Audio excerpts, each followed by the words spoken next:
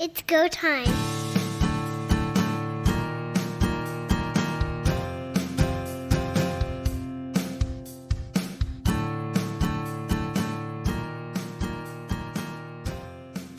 Welcome everyone to Third Down Gamble. I'm Don Charbon along with Heath Graham. We have now learned as of today that Rick Lelacheur is back as president and CEO of the Edmonton Elks organization. A man who had been there from 2002 to 2011 was asked by the board to return. Thoughts on that? We know this is an interim move. I don't believe Lelacheur is going to be there long term, but he is somebody that can stabilize things for the time being. He spent many seasons with the Elks previously, also some years with the BC Lions. So a man that knows the CFL, knows the game, and also knows the community-owned aspect that is the Edmonton Elks. I think it's a great move for stability. The board has made it very clear that they are looking to get a permanent president in place, likely by the end of this year, if at all possible, but this interim one kind of gets them through this season, and they can move forward from here.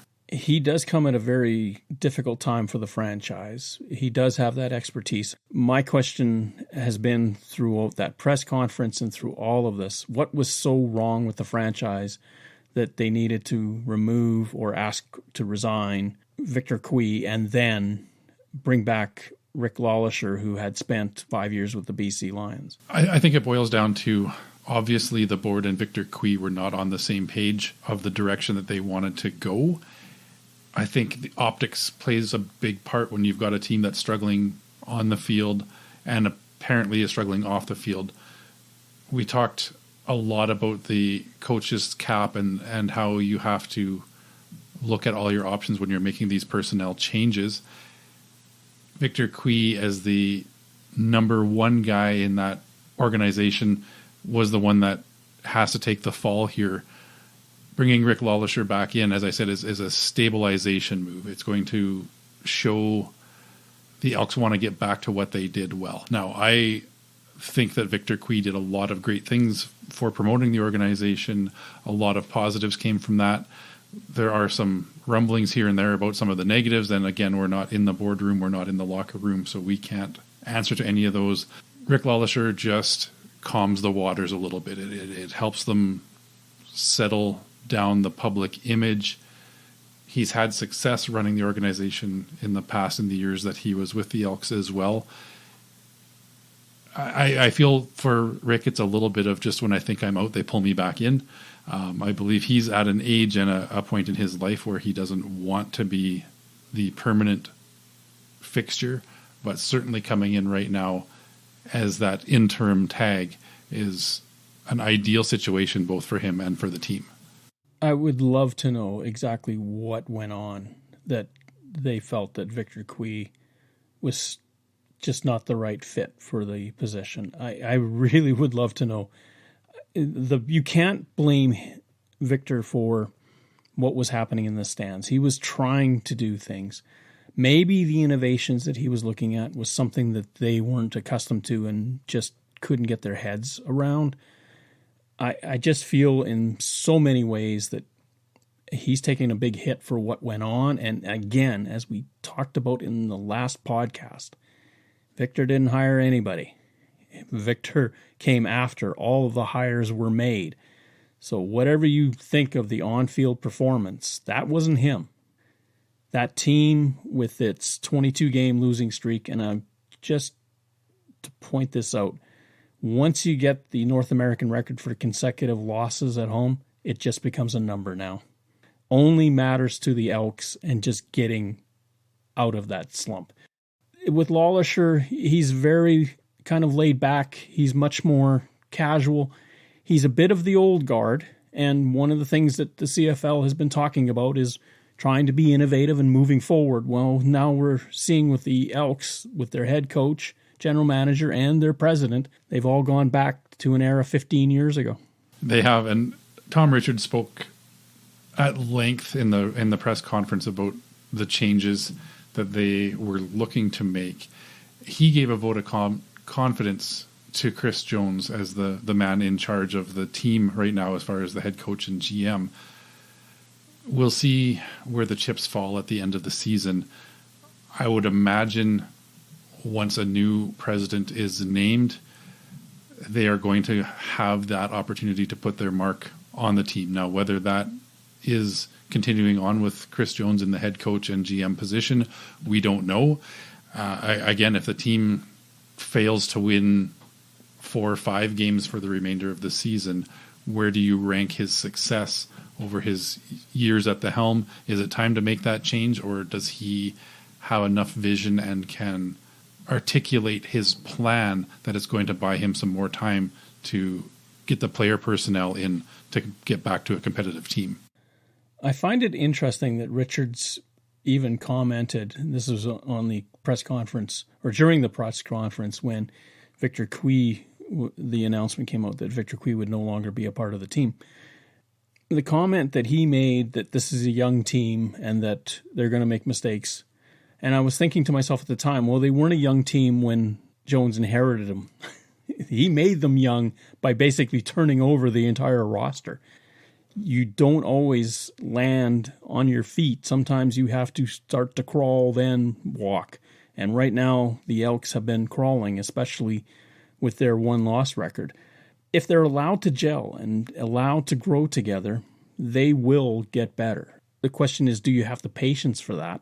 Is Lelacheur going to sit back and say, well, this is the right course for the team? The bigger thing is, and we've talked about it, is the operations cap. It really does limit. And I've got a thought about this. Yeah, I don't see Rick Lelacheur coming in and making massive changes right now unless he sees something glaringly wrong with the way this organization is running and the way that the on-field product and personnel are in place.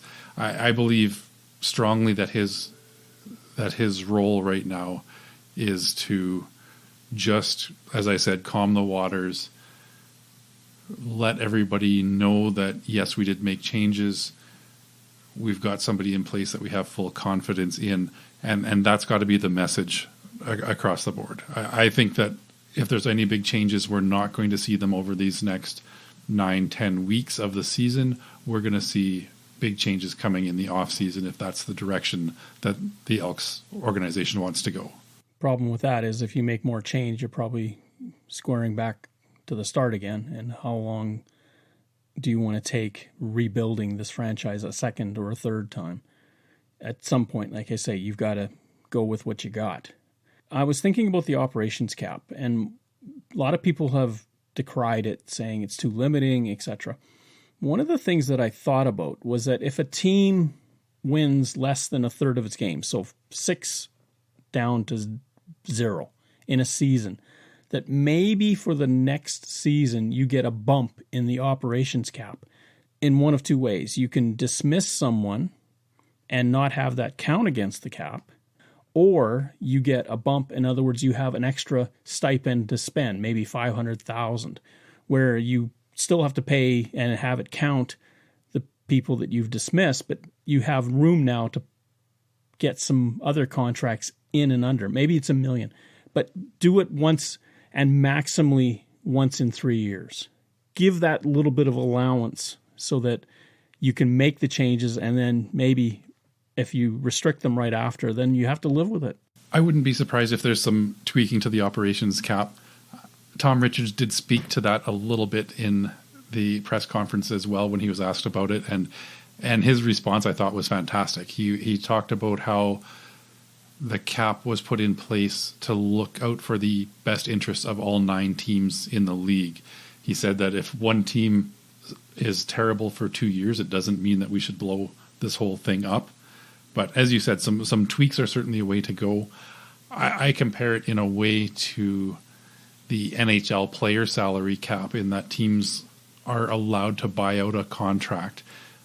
A portion of that still counts against their salary cap, but they are free from the length of the contracts. And something like that might work in these situations as well, where you've got a certain value that still counts, but it's going to free up some money. So just arbitrarily to throw a number out there, let's say that a coach is making $500,000 a season. If you want to make the change and buy that person out, you free up now $250,000 as opposed to the full $500,000 for the duration of that coach's contract, whether it was 1 year left, 2 years left. It probably still means some promotion from within, that you're looking at maybe your current offensive coordinator, something like that takes over that head coach role, but it allows you to bring in somebody else to develop and move. And it's going to help bring an influx of new faces to the coaching staffs and to that coaching fraternity in the league, but not allow you to get away scot-free. The other problem that comes out, especially when a team is going through what the Elks are going through, is that typically coaching staffs all come together at once. They're all on the same sort of duration of contract. So you get hamstrung by that as well. If you get rid of any one of them, it's going to affect you.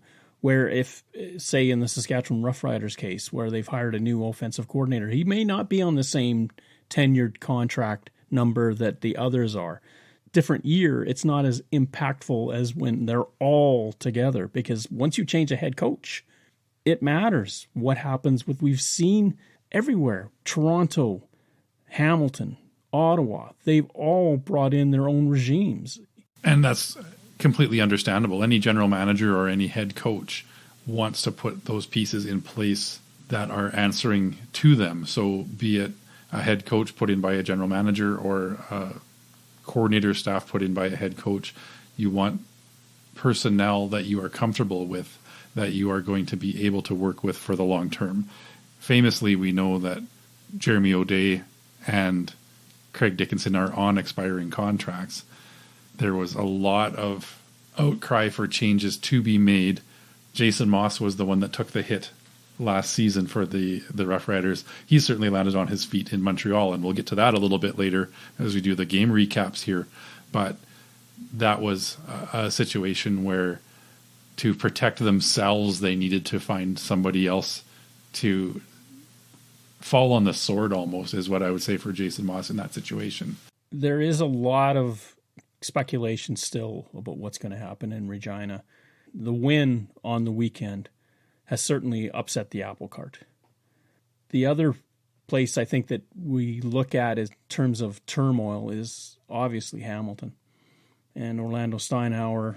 You've got Scott Milanovich, another head coach, who's now an offensive coordinator with your team. Steinauer's football team is not coming anywhere close to expectation. The pressure is on. The pressure has been on, and they had some fantastic teams.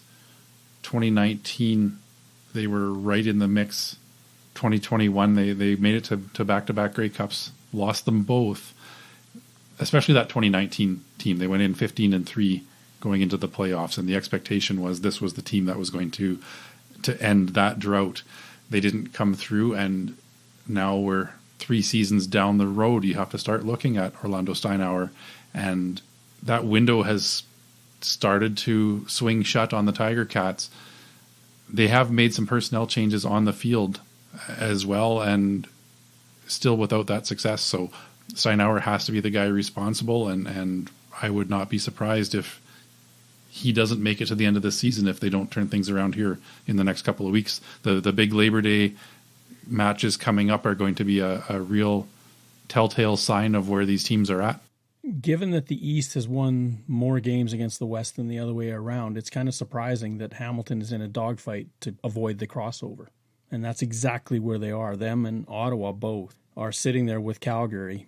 I don't know if Steinauer is going to be gone within the season. I highly doubt that. But if the Ticats, say, go 4-14, 5-13, there's something that's going to have to give. And I'm wondering, too, how much are they missing Sean Burke? Because since he left for Ottawa, Hamilton has kind of gone a little bit backwards. The Tiger Cats, it's not when you win, it's when you lose. What do you do to fix that? This is where we find out who you are. It's sort of the old adage, it's not the burden you carry, but how you carry it. And we're going to find out with the Tiger Cats. To defend Coach Steinauer a little bit here, I think we have to look at the quarterback situation and the injuries that they have gone through as well. And it's not a get out of jail free card to just blame the injuries, because there are a lot of teams and a lot of quarterbacks that were on the roster on week 1 that were the number 1 guys that are not currently the number 1 guys on their teams. But the amount of excitement and the level of expectation raised by signing Bo Levi Mitchell to the Tiger Cats was huge, and a lot of confidence and a lot of speculation that they were going to be a Grey Cup contender this year, that Mitchell was going to be that difference maker. Unfortunately, the injury bug has caught him twice this season, and he's going to miss a lot more games than he plays this year, if he is back on the field at all by the end of the season. I would be surprised if he is. I know they talked about the injury and the recovery time, and it would be quite possible, but depending on where they are in the standings when he's healthy enough to start taking reps, do they risk it, or is this a throwaway year? And I guess it boils down to, as you mentioned, the playoff scenario of where the RedBlacks and the Stampeders are record-wise when Mitchell is ready to return as well. The other overriding concern for the Tiger Cats is they're the host of the Grey Cup. They want to be there. They were there and lost in overtime the last time the game was held in Hamilton. But they've got a huge hill to climb. Second down. Let's review what happened last week, Week 11 in the Canadian Football League. Edmonton wins for the first time this season, a 24-10 victory over the Hamilton Tiger Cats in Hamilton. They avenged the loss to the Tiger Cats they had earlier in the season. Interestingly, Logan Powell threw a touchdown pass on his very first attempt in the CFL in that game in Edmonton for the Tiger Cats. He has not thrown one since. He didn't have a bad game in this one. 20 for 26 for 218 yards, no touchdowns, no interceptions. So a little bit of an inability to put points on the board. And on the other side, for as much as Chris Jones spoke negatively of Trey Ford early on in the season, talked about him not being prepared at camp, etc., it looks to me like the number 1 quarterback in Edmonton has been decided for the foreseeable future, and it's Trey Ford. He's had a couple of starts now, looked really good early on in that game against Winnipeg, almost pulled off the upset there, and then this week, again, nothing flashy, 178 yards passing, but got the job done and got the win. Huge weather delay at halftime in that game, and a lot of times the team with the lead is the team that struggles coming out of the gate in the second half, and Edmonton did. Now, the one thing that I loved, and this happened in the BC Lion versus Saskatchewan Roughrider game, is that on 3rd and 1, how many times have I argued, quit plunging, do something interesting? Well, the Elks did it. Trey Ford found Eugene Lewis by the goal line. Eugene Lewis, who I've mixed up with Eugene Levy, probably caught the ball like Eugene Levy may have and dropped it. It was a sure touchdown, and he let it go.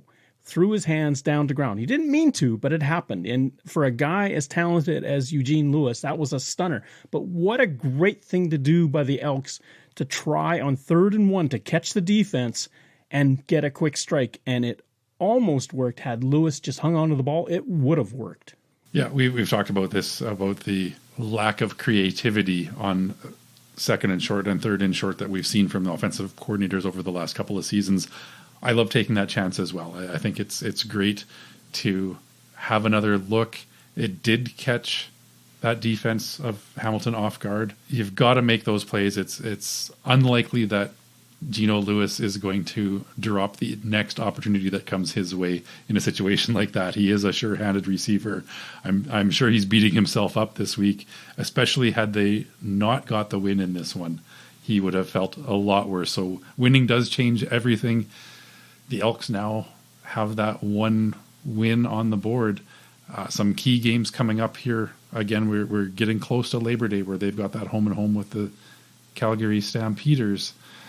If things go their way, they're right back in this playoff race with a potential crossover on the board. Getting to 3rd place in the West is a bit more challenging with the Roughriders having won this week as well. But that crossover still in play. There's a lot of games left. Taylor Cornelius goes out and throws one pass. And again, creativity rules the day. 2nd and 1, he fakes like he's diving the line, steps back and throws a pass to A.C. Leonard. Typically a defensive lineman, but he was a receiver when he broke into the CFL. It was Chris Jones that turned him around and put him on the defensive side of the ball. 45 yards on the play, and that set up another touchdown for Edmonton. I'm guessing he may have the record for longest duration between receptions, because I believe the last time he caught a ball was 2015. One of the best stat lines that we've seen from Taylor Cornelius this season. Unfortunately, it was only in the game where he threw one pass. Now, the saga of Mark Lelacheur. 1 of 4 and a missed convert in this football game. Where are the Tiger Cats with him? Because if you take and put 9 points back on the board or 10 points back on the board, Hamilton is in this football game. The wheels have certainly come off for Mark Lelacheur. He came into Hamilton earlier this season and was making everything. He had quite a streak going.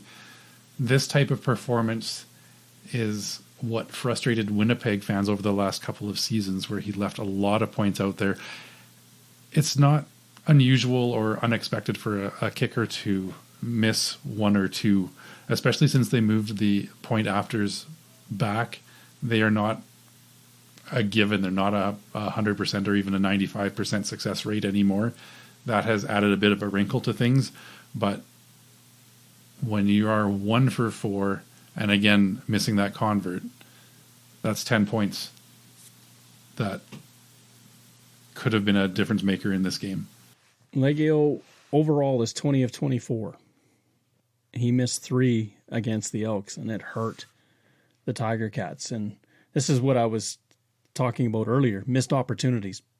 Points that you don't score hurt. Winnipeg goes into Calgary and squeaks out a 19-18 victory over the Calgary Stampeders, a game that came down to a last-minute field goal attempt from Rennie Paredes, 50 yards away, and sadly for him, a little gust of wind just catches the ball and moves it slightly to the right. He was 6 of 8 in the game. The other time he missed a field goal, he hit the upright. You're dealing with inches here, but unfortunately for Paredes, he's on the short end, and he scores all the points that Calgary gets, but still takes some of the blame for this. It's really rough on him. I don't think it's fair. I don't think it's fair either. The expectation of your kicker making 8 field goals in a game means the rest of your offense is not converting their opportunities to put touchdowns on the board. Unfortunately for Rene Paredes, this is not the first time that he's come up just short against Winnipeg over the last couple of seasons. Again, 6 of 8, 1 off the crossbar, or the upright, is not the place where you can put blame squarely on him. You look at what happened with the Winnipeg Blue Bombers, and Sergio Castillo only had 4 field goal attempts, made all 4, but that team also struggled to find the end zone, and the only touchdown in the game was on an interception return by Demario Houston of the Winnipeg Blue Bombers. And it was pointed out during the football game that single point that came on the convert was the only difference in the entire game. That 1 extra point that Winnipeg needed to win. 1 bad pass by Jake Mayer, and it cost him dearly. Again, Calgary's offense, very minimalistic in terms of its passing. 11 completions of 24 attempts for 190. Not bad, but again, when you're not throwing for over 200 in a football game, it makes you wonder. Now, Drew Brown, who everyone thought was the best thing since sliced bread, goes 17 of 27 for 171. He didn't look super great either. The weather conditions, it was very cold for an August night in Calgary. It just really came down to one big play that crushed the Stampeders. Drew Brown had 1 pass that he would like back as well. He threw what was a sure interception that was dropped by the Stampeders defense. This game could have gone either way. Sometimes good teams find a way to win no matter how it looks, and sometimes teams that are struggling seem to find a way to lose. And I think it was a little bit of both in this game that Winnipeg Blue Bombers team eked out the win, but if not for a couple of mistakes or miscues by the Calgary Stampeders. It could have gone the other way. A solid night for Houston. I don't know what he needs to do to supplant Willie Jefferson as the Defensive Player of the Year nominee for the Winnipeg Blue Bombers. He's well on his way. 7 interceptions, 3 fumble recoveries, I believe, is the stat line that he has so far this season. This is the first one he's returned for a touchdown, but he is making things happen in that defensive secondary. Luther Hakavananu dropped a ball at the 5-yard line. He catches that. He's got an easy walk into the end zone, and game result could be quite a bit different. It's often said that 5 plays are your markers for any football game, and I think we've elocuted 4 of them. Alouettes go into Ottawa to take on the RedBlacks. The RedBlacks on a 3-game losing streak. Unfortunately for them, that continues. Montreal, with a huge fourth-quarter rally, defeat the RedBlacks 25-24 in Ottawa. The RedBlacks let this one slip away, much like they had the big upset win against the Winnipeg Blue Bombers. They looked to have this one in control, stumbled down the stretch, and allowed the Montreal Alouettes to steal this one away. Caleb Evans, again, as the quarterback of note for the Alouettes, has looked really good as that number 2 quarterback. It's been a great fit for him working with Cody Fajardo and with Jason Moss. He led the comeback and got this team the win. He did toss a head-scratching interception in the first quarter that could have been very devastating for the Alouettes, but they managed to find a way back. The RedBlacks have depended so heavily on their defense to keep them in football games. It did, and I think some credit needs to go to that Montreal defense as well. We've talked about them being one of the best defenses in the league. Maybe not the best first half for the Alouettes, but they showed up in the second half and really made the RedBlacks fight for every yard and every point. Caleb Evans, 24 of 36 for 333. Dustin Crum for the RedBlacks, 14 of 19 for 130 and an interception himself. Montreal with a huge rally, as we mentioned, 2 touchdowns in the final 3 minutes to win this football game. A huge confidence boost for the Alouettes, but how devastating is it for the RedBlacks? Of the 10 games that they've played, 9 have gone into the last 3 minutes, and they've only won 3. Yeah, this is a little bit of a letdown for the RedBlacks. They came off of 2 big overtime wins back-to-back against Winnipeg and Calgary. It looked like they were turning things around and ready to make a push. And although they have been in every game since, they have not come out on the right side of the final score. Again, the one thing I will say about Dustin Crum is since he has taken over that quarterback position, they've had opportunities and they have been in every game. As soon as they figure out that little bit extra to get over the hump, this team is going to make some noise. I was worried for Crum in that game when he scored a touchdown in the fourth quarter where he just crossed the goal line. He took a hellacious hit. And I thought for sure that he wasn't coming back on the field after that because his body just doubled back. Begs of the question, why are we having these quarterbacks run? We're up to 21 different starters at quarterback this year. 25, I think, not that many years ago, was the number that people thought we should never get back to. Well, we're almost there already. At the halfway point. I think we're going to get there this year. When you look at Jake Mayer and how he's managed to make his way through, and Chad Kelly being the only other one. But Chad Kelly has had 3 buys to start the season. Jake Mayer has not. And now Chad Kelly's got a 10-game stretch here without a bye for the remainder of the season. So it's going to be a real hard situation to keep him healthy through those last 10 games. And even at that, if they get into a situation where they've locked up first place in the East, it might not be an injury that forces Chad Kelly off the field, but we may be looking at another starter in Toronto when the game isn't going to affect their spot in the standings. That's what I'm thinking. Cameron Dukes will be starting at some point if the Argos have clinched first place early. Sunday game, which have proved very popular for the CFL this year. Standard 5 o'clock start on the Prairies, 7 o'clock Eastern, has really done well for television ratings. And the Roughriders and the Lions do not disappoint. This was a barn burner that went down to the end, and it's the Roughriders defense that finally finds a way to stop the Lions, and they hold off and win 34-29 in what was by far the best game of the weekend. It was, and looking at the stat lines in this one, on paper going into the game, a lot of people felt that the Lions were going to come in here and win big.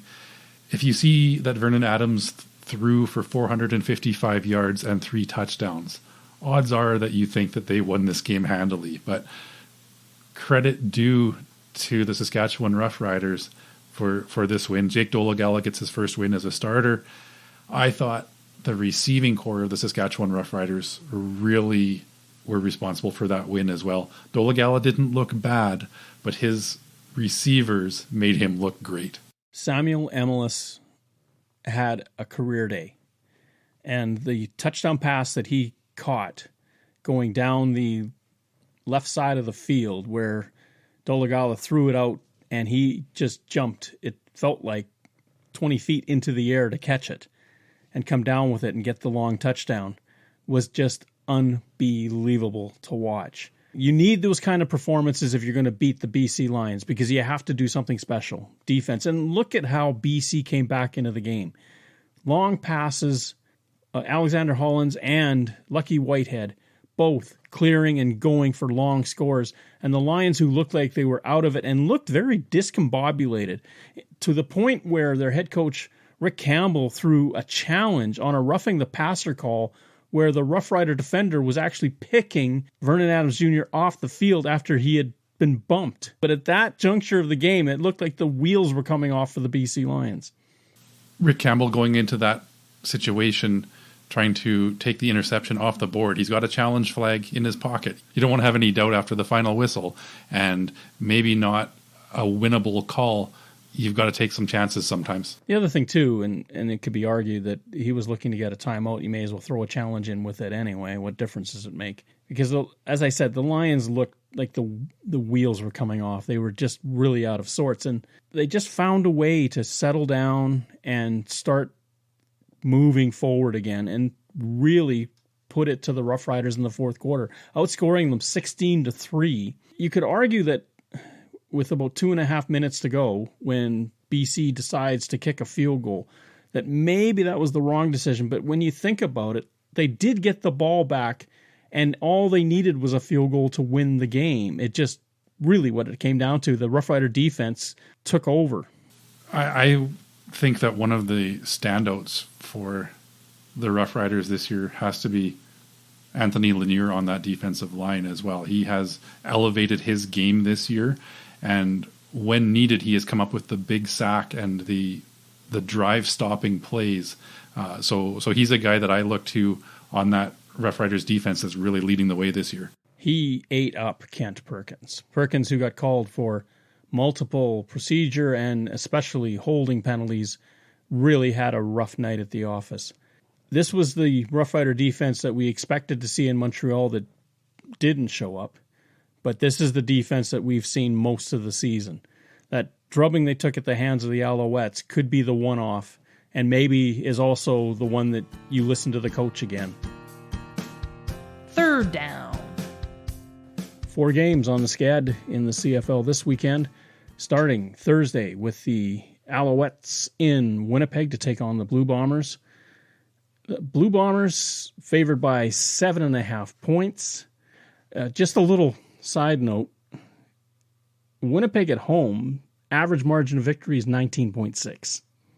Just saying, maybe not the most interesting game to watch, but they're justified as being favored. Cody Fajardo is going to be back in the starting lineup for the Alouettes. Is that enough to change anything? Montreal did go in and beat the Blue Bombers last year in Winnipeg.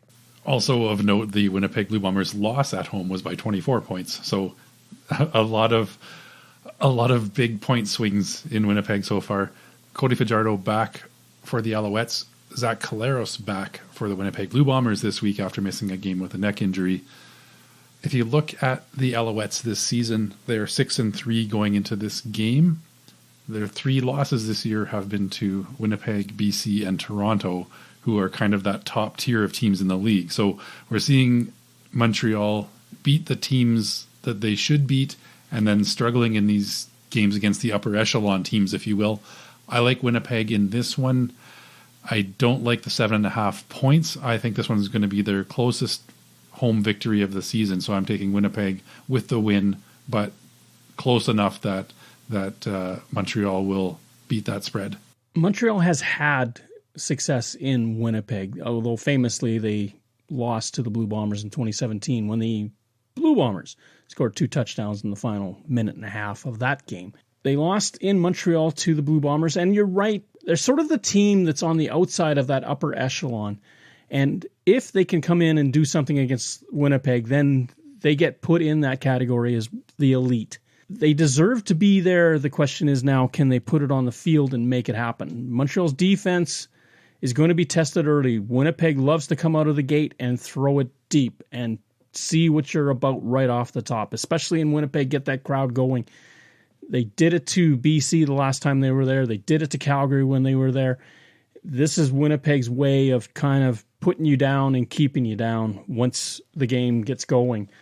The spread, I think, is legit. I think I'd stick with it. I like Montreal, but I just don't know that they're going to have enough for the Blue Bombers this time out.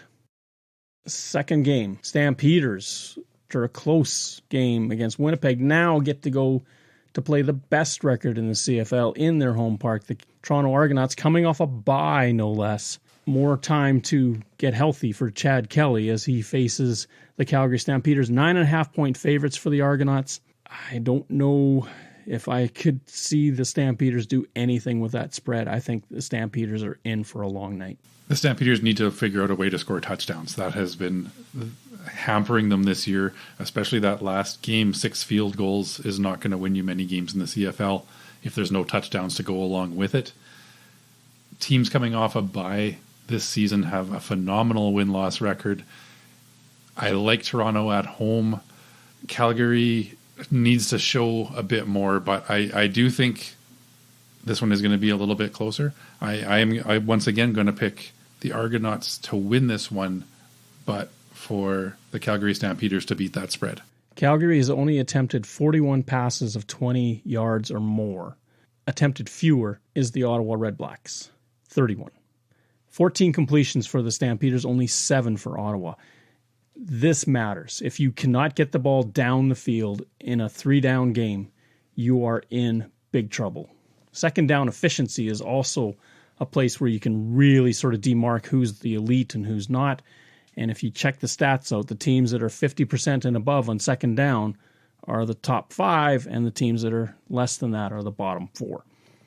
Calgary, unless they find a way to figure out that ball hawking Argonaut defense and score on them, this will be a rout for the Argonauts. I can't see Calgary winning, but you got to play the game. Saturday night, the Hamilton Tiger Cats are in BC to take on the Lions. One of these cats is going to feast. My pick is the team in orange and black is going to beat the team in gold and black, and handily. I concur with you on this one. We saw Vernon Adams put up over 450 yards passing in the last game.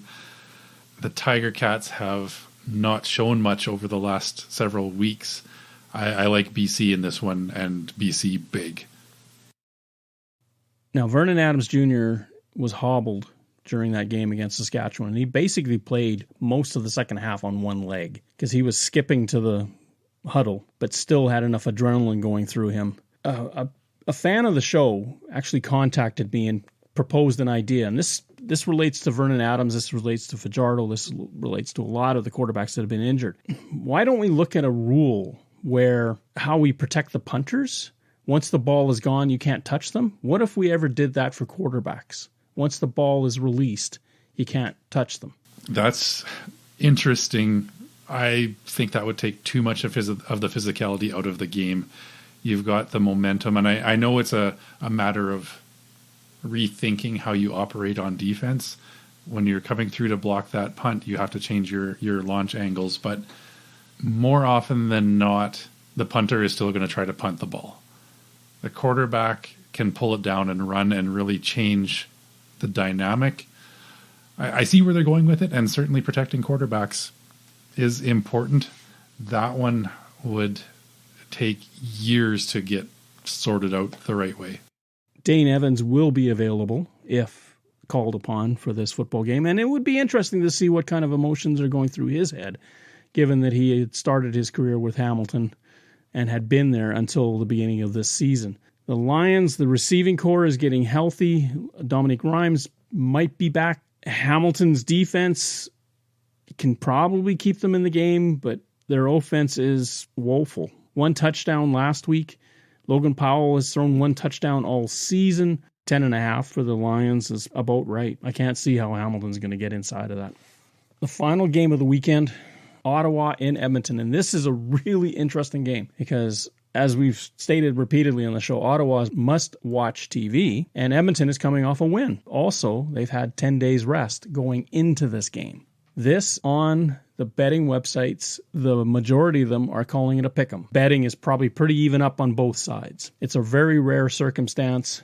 So basically, all we're trying to figure out is who's going to win this football game. The quarterback matchup is really intriguing in this one. Dustin Crum versus Trey Ford. Neither was the anointed starter at the beginning of the season. They're in there now. And as I mentioned earlier, Crum has done an amazing job of keeping the RedBlacks in every game that he has played in. They haven't turned those all into wins, but they are right there. I think they get things turned around this week, and I am going to pick the RedBlacks to go into Edmonton and eke out a win in this one. The pick'em is an interesting line because I can't see an outcome in this game. It could be a big win by either team, or it could come down to 1 point here or there. It's going to be a really fun one to watch. Edmonton, of course, the last time they were at home, ramped up 22 points on the Winnipeg Blue Bombers before the Bombers rallied. Such a huge game for Ottawa. This is an opportunity where they kind of will know what's happened with Hamilton from the night before. They'll know what's happened to Calgary from 2 nights before. If those teams both lose as expected, this is an opportunity for Ottawa to step over top of them and get ahead of them in the standings. This one is maybe the most important game of the week from that standpoint as far as the playoff picture. There's teams pulling away atop both the East and the West. BC is still only 1 game behind Winnipeg, but those two are the front runners for sure. And at this point, the Argonauts are running away with the East. A big win by the Roughriders last week as well. Let's not forget that got them to 5-5 on the season and has pulled them a full 2 games clear of those teams chasing. So it's starting to get a little bit more clear at the top. And realistically, Toronto and Winnipeg are both looking very strong to be hosting, at minimum, a playoff game, but more likely a division final. The other teams that are fighting for those, even for those home playoff dates right now, BC's got the lock on it right now. But if Saskatchewan has a big Labor Day Banjo Bowl back-to-back games against Winnipeg, that whole West Division is right back up for grabs. Let's consider this. If Edmonton wins and everything else plays out the way we think, Edmonton's going to be 1 game back in that crossover battle with a pair of games against the Stampeders in the offing. You've got to think that they're highly motivated because of that as well. They suddenly become into the mix, and this is huge for that franchise. I'm going to lean towards Ottawa just because I think their defense is just that much better.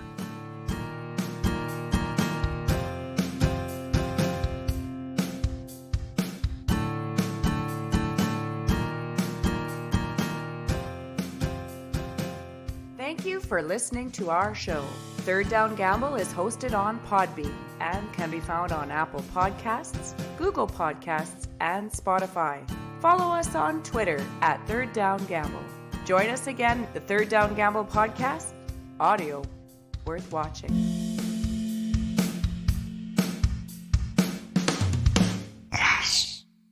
Third Down Gamble uses the expert resources provided by Canadian Football League player and game statistics for analytics, game notes, and statistics, and 3downnation.com for news, insight, and in-depth analysis.